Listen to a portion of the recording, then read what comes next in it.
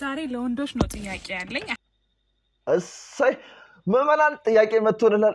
ትከሻችንን ሰፋ ማድረግ አለብን ጥያቄ ለመጠየቅ ማለት ነው። ቀጥይ። I have a question for you. So ምንድነው ጥያቄ? አሁን ለምሳሌ እኛ ሴት በመሆናችን በጣም ደስተኞች ነን። which is እኔ ራሴን ወክዬ ነው። በቃ girly stuff is በጣም interesting። በቃ ምንም አይደብረን።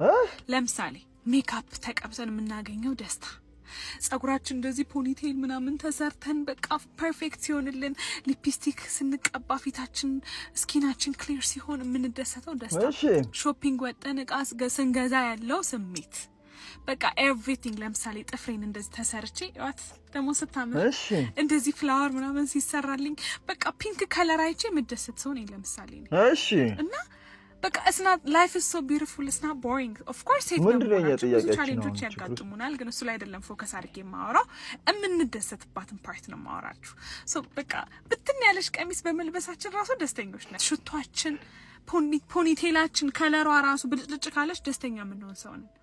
ፎን ከቨራችን፣ ካሜራችን ጥንጥያ ካሜራ ፎቶ ተነስተንባት ፎቶ ሲወጣልን የምንደሰት ሰዎች ነን። እና ሴት በመሆናችን is like በጣም ኢንትረስቲንግ የሆኑ ነገሮች አሉ እንዳይደብረን የሚያደርጉ። እናንተ ወንዶችስ? በቃ ሁሌ ነው የምጠይቃቸው ጓደኞቼን፣ አይደብራችሁም? ግን ቆይ በምንድን ትደሰት? ከኳስ ውጪ ምን አላችሁ? እውነት አሁን ወንዶች ሲደብራችሁ ምንድን የምታረጉት? እህቶቻችን በትናንሽ ነገር መደሰታችሁ ደስ ይላል። እንኳን ተደሰታችሁ፣ እንኳን ደስተኛ ሆናችሁ። እንደዛ ወደኛ ጥያቄ ስንመጣ ወንዶች በምንድን ነው የምትደሰቱት? ባይዘዌ ኳስ ማያስደስተን ሰዎች አለ፣ በኳስ ማንደሰት ሰዎች እንኖራለን።